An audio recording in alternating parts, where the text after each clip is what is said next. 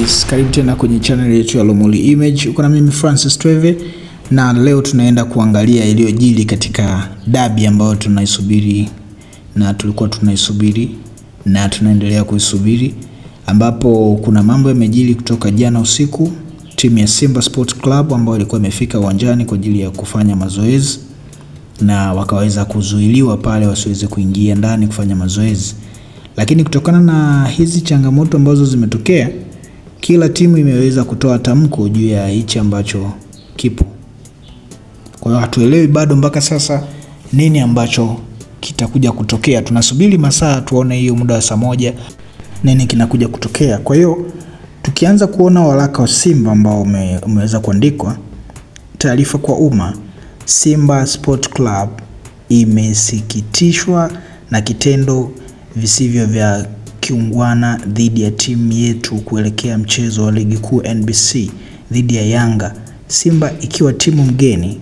Kwa mujibu wa kanuni namba 17 kifungu namba 45 ya kanuni ya ligi kuu bara, timu mgeni ina haki ya kufanya mazoezi kwenye uwanja wa mechi angalau mara moja kabla ya siku ya mechi katika muda utarajiwa wa mchezo husika. Kwa makusudi, Simba imenyimwa haki hiyo licha ya kufika uwanjani katika muda husika. Anaendelea kwa kusema, katika sintofahamu hiyo, Simba iliarifiwa na meneja wa uwanja kuwa hana maelekezo ya kuruhusu mazoezi kufanyika bila maelekezo ya kamishna wa michezo. Pamoja na kamishna wa michezo husika kufika, mabouncer wa klabu ya Yanga walivamia msafara wa Simba huku wakiendelea na vurugu na wakizuia msafara wa Simba kuingia uwanjani kufanya mazoezi. Jitihada za Simba kupata ufumbuzi wa changamoto hiyo hazikuzaa matunda kwa zaidi ya masaa mawili kabla ya Simba kuondoka eneo la nje ya uwanja kwa sababu za kiusalama ambazo zimerekodiwa kwa ajili ya ushahidi. Kufuatia ukiukwaji huo wa taratibu za mchezo, Simba haitoshiriki mchezo husika na haki zote zimehifadhiwa. Simba inahimiza kuchukuliwa kwa hatua stahiki dhidi ya wahusika wote wa sakata hili. Imetolewa na management club ya Simba. Wakati bado tunaendelea kutafakari hivyo, pia klabu ya Yanga nayo pia imeweza kutoa tamko. Tukumbuke hii ni dabi ambayo inahusisha timu mbili, Simba na Yanga.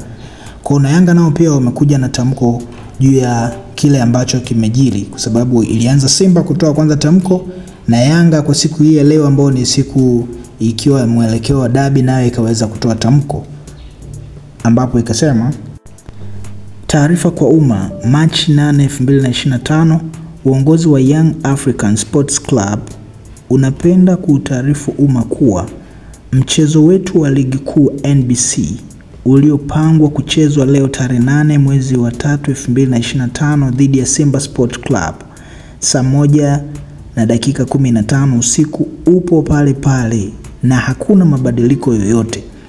Young African Sports Club kama wenyeji wa mchezo tunaamini taratibu zote za michezo kama ilivyoelezwa kwenye kanuni za ligi kuu ya NBC ziko sawa na maandalizi yote yako tayari.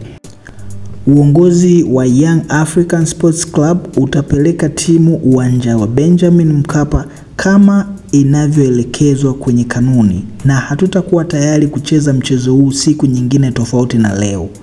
Tunawaalika uwanjani wanachama, mashabiki, wapenzi wa klabu yetu na wadau wengine waliosafiri kutoka mikoani, nchi za jirani na sehemu mbalimbali duniani kote kuja kushuhudia mchezo huu mkubwa barani Afrika. Imetolewa na mtendaji mkuu Andre Mtin, Young African Sports Club.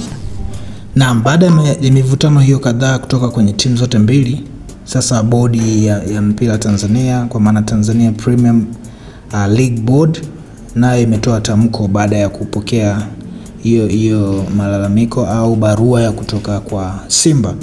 Na kwenye hichi ambacho wamekiandika ni kwamba wanaahirisha mechi mpaka pale wakati mwingine ambapo watatangaza. Kwa hivyo ndi jinsi ambavyo imetokea.